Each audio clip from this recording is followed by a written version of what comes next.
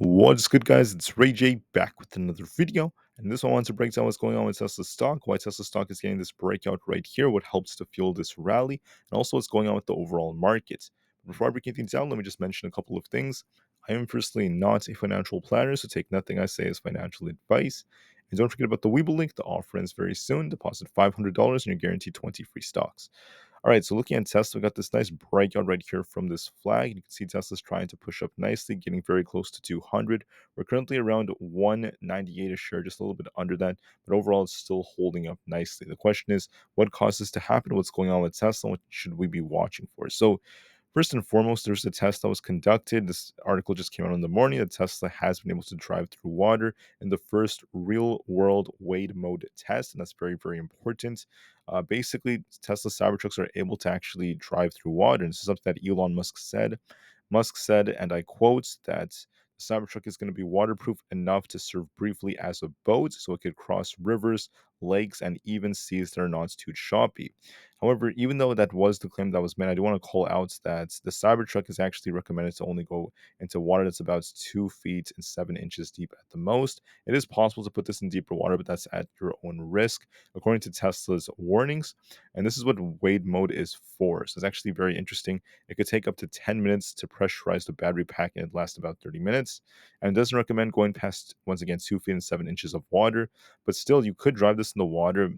Like that's still very useful if you could, drive it through floods or drive it through very, very small levels of water. It is possible to drive it through deeper levels, but that's going to become a little bit risky. So this is what Tesla is recommending basically. But anyways, this is very, very cool. I mean, it's very, very awesome that Tesla's able to do this. They passed the test. It did very, very well through this. That's awesome, awesome news for Tesla. It was a breeze for it to get through about 1 feet deep water, not to mention, I think, a little bit deeper during different parts of the test. So that's great for Tesla. Very, very awesome stuff for their product. And I'm very excited for what else is to hold. On top of this, there was an article that came out about Tesla's future. This was by a very important economist and analyst known as I think his name is John Ford. Let me just double check his name. Oh, it's James Ford. Sorry about that. James. So James Ford came out and was talking about how on Tesla their sales have been declining here and there, but he mentioned that it's a bet on the AI future. And later on, he was talking about what Goldman Sachs has been estimating. And that's the FSD beta is going to be bringing in $75 billion in revenue by 2030 for Tesla. He mentioned that the AI future is still going to be very helpful for the company. Now, he did mention that the cars alone are not giving us the strongest margins, and he's not as optimistic about those, but he thinks that for AI, it's going to be very bullish. And we're going to be looking at $75 billion plus in revenue just from FSD alone by 2030, which is a good piece of news. So that is pretty good for Tesla. We also have some news that we basically have these robotic lawnmowers are adopting the Tesla charging standard. So very, very cool stuff right here. This just shows how lucrative Tesla's charging standard is and why this is going to be very, very useful for all sorts of different pieces of technology, whether it's other vehicles, other brands, and even these robotic lawnmowers. So very, very cool stuff.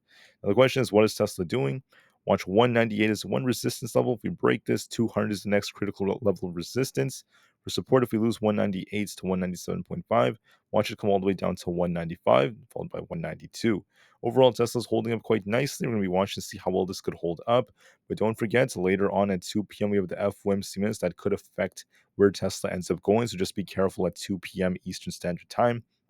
Otherwise, Tesla is outperforming the market and holding up quite nicely. As far as SPY goes, I said to everyone that SPY could attempt to push higher. We're starting to base right here. We're just waiting for this to base. It's testing 496's resistance. If we break this, watch it push all the way up to the high right here at 496.8. If that breaks, we could get closer to 498. Right now, SPY is kind of tight though, so it may not push that as much as it could have before. But look for a little push. It's still attempting to push higher, and then we'll see what happens after the minutes are released. That's going to be key for SPY. As of right now, it's holding up quite decently, so we'll see how well it tests 496, and we'll be watching for a bigger push. If we end up losing 495, watch 494 as critical support. I'm not just saying that based off the $1 level, that's based off historical data. So watch it very carefully and see if not Tesla, SPY could also break out like Tesla. I still think it has potential to push higher. Now, Nvidia has its earnings. As of right now, Nvidia is kind of trading sideways, not really doing a whole lot. This is exactly what we predicted. It's just trading sideways in this 680 area, may just continue to do so and remain very, very choppy. For the QQQ, this came down a little bit like Spice, trying to rebound at 425. If we do break this, we could push slowly but surely and get closer to 427 later on today. But as of right now, it's kind of shuffling at 425. We'll see if we can try to break that. As of right now, it's holding up nicely. Watch support at 423.5 to 423.8. And below that, we have 422. As of right now, watch and see if we could push higher. We're holding up nicely thus far. And last but not least, we have Aapl stock. In my opinion, Apple's looking pretty good. We have an inverse head and shoulders like structure, this liquidity grab down here at 180, and we have a nice accumulation that's leading to this distributive push to the upside. So this suggests that if 183 breaks, watch 183.5. It's looking a little bit more bullish. Nice little accumulation structure. Apple is showing some life, guys, so watch it carefully. We'll see if this bounce continues. Anyways, that's it for your quick update. Have a great day, guys. Watch Tesla. Tesla's still pushing up nicely, and we'll see how it goes. Watch the breakout attempt, and we'll see what else comes out. Anyways, looking at Tesla, this is looking good. Take care, guys. Get ready for the FOMC minutes coming out very soon, and peace out.